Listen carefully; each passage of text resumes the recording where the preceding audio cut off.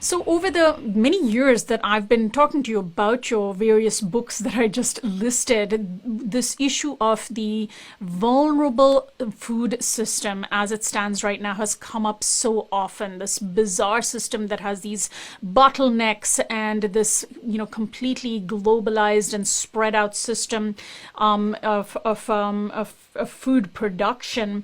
Are you not at all surprised to hear that while people are having trouble buying milk at the supermarket, elsewhere there are dairy farmers dumping milk, or there's just vegetables that are being forced to rot as people are having a hard time finding food in grocery stores? No, I mean, Sonali, you're right. I mean, this has been a long time in the making. And in fact, the food system has its fingerprints on the crisis right now. I mean, although we're still in the process of figuring out where COVID came from, it's almost certain that, like other major zoonotic diseases that have emerged in the past 40, 50 years, that there was some relationship between human activity in terms of deforestation and the encroachment of humans into the natural world, and crossing over of diseases jumping from species to species and then entering the food system in the way that it did.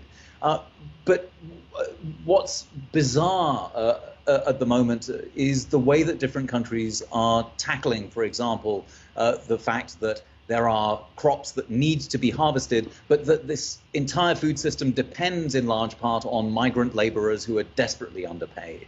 So, for instance, we're hearing stories in Europe of crops rotting. There's a German sort of white asparagus harvest that's rotting in the fields right now because migrant workers are not being allowed in, and despite calls from farmers to have citizens come to the fields, not many people are doing it. In France, people are saying, farmers are saying, it's the patriotic thing to do. Come join us in the fields and harvest for the people. And to some extent, that's been successfully met by some people who are going out into the fields in France. But in the United States, there's no such call. And instead, in the United States, we have something very different, which is the Trump administration. This is the most xenophobic and just straightforwardly anti-immigrant administration has let in migrant workers, even though the consular outpost for them was closed in Mexico.